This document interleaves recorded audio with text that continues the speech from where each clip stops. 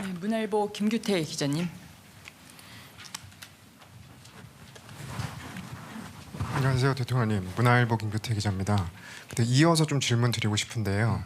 그 여사님도 그 대통령님 취임 이후에 그 명태균 씨와 수시로 연락했다라는 주장이 나오고 있습니다. 이 관련해서도 언제까지 지금 여사님이 연락하신 건지, 왜 연락하신 건지 설명 부탁드리겠습니다.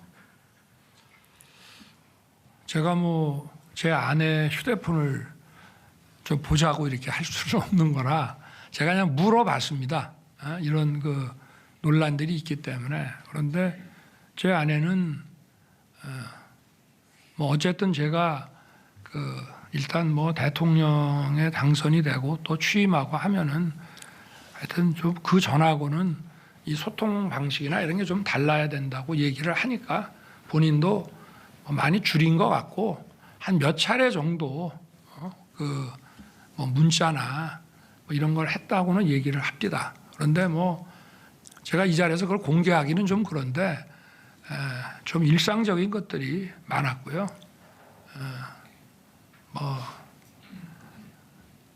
그렇습니다. 그래서 몇 차례 없는 거로 알고 있습니다. 네, 다음 질문 받겠습니다. 네, 국민일보 이경원 기자님. 예, 대통령님 안녕하십니까? 국민일보 이경원입니다. 명태균 씨의 녹취에 기반한 여러 의혹들에 대해서 오늘 이 기회를 빌어서 상세하게 대통령님의 직접 설명을 청하고 싶습니다. 중요한 키워드들로 간추려 보자면 한 세 가지쯤이 될 것 같습니다. 우선 여론 조작, 다음은 공천 개입, 끝으로는 창원 산단입니다.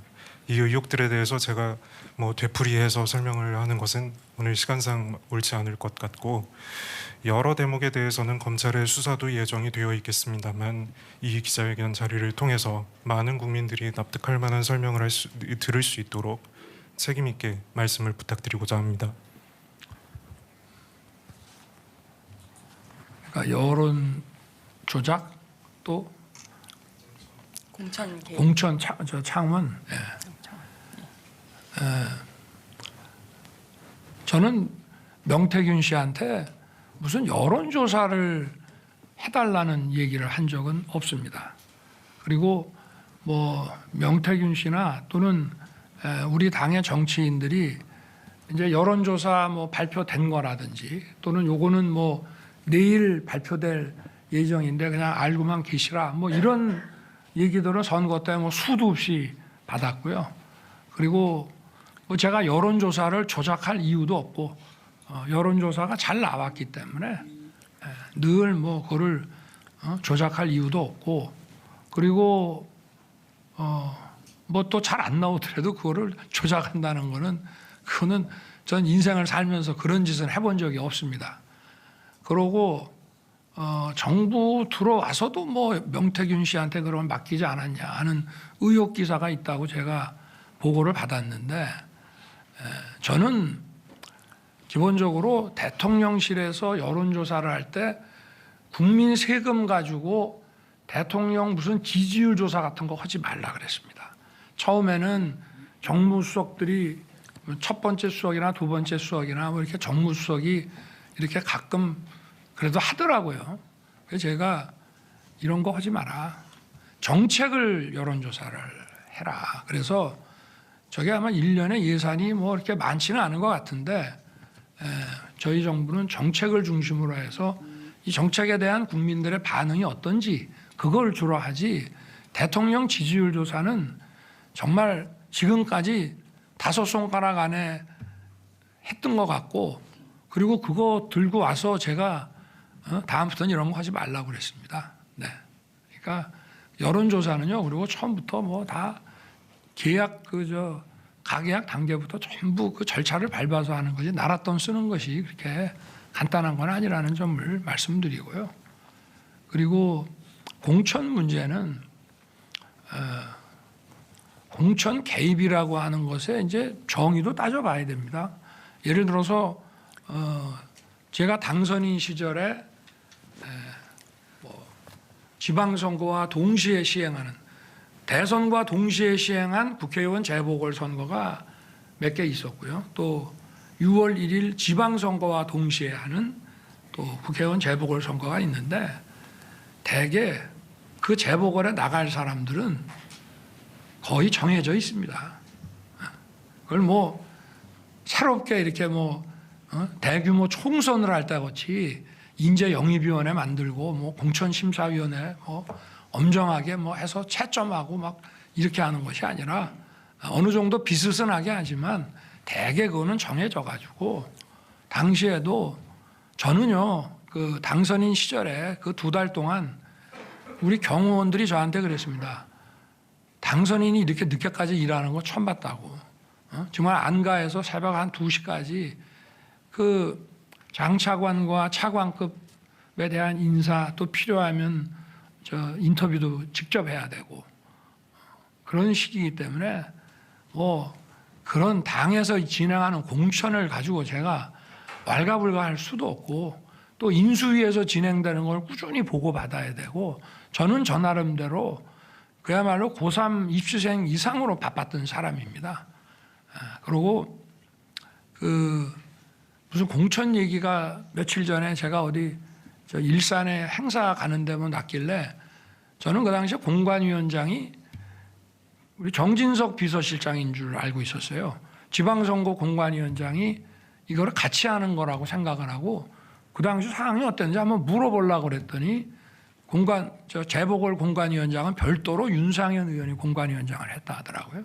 그만큼 저는 당의 이런 공천에 관심을 가질 수 없었고 그리고 오히려 뭐 당에서 어떤 그 공천을 진행해 나가는데 좀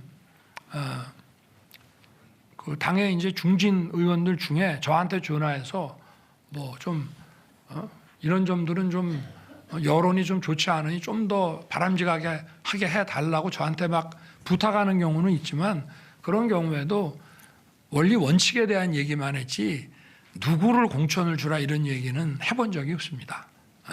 그러니까 그 전화 그 내용이라 그게 뭐 전화 내용인지 아니면은 저 텔레그램 통화를 뭐 녹음을 한 건지는 잘 모르겠습니다만은 하여튼 저는 오랜만에 한 몇 달 전에 저한테 좀 많이 소원했을 것 같아서 저도 받았고 뭐 하여튼 그래도 고생했다는 얘기 한마디 한 것 같고 그리고 무슨 공천에 관한 얘기한 기억은 없습니다만은 했다면은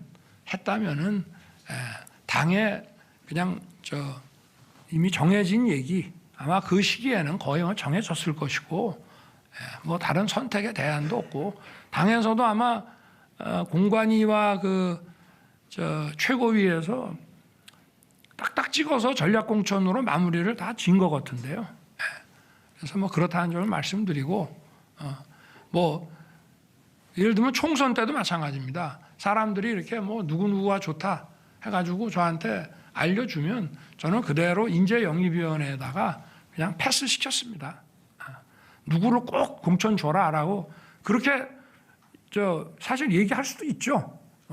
그게 무슨 뭐 외압이 아니라 의견을 얘기하는 거지만 그러나 과거에도 뭐 대통령 얘기한다고 되는 것도 아니고 그래서 근데 정말 그 인수위 시절에 당선인 시절에는 그 뭐 공천 문제 가지고 뭐 할 정도로 저도 정말 시간적 여유도 없었습니다. 더구나 그날이 뭐 취임 전날이라고 하는데 취임 전날 제 기억에는 그 취임식에 오는 외교 그 특사들을 응대하는 데만 하루 종일 제가 했던 것 같은데요.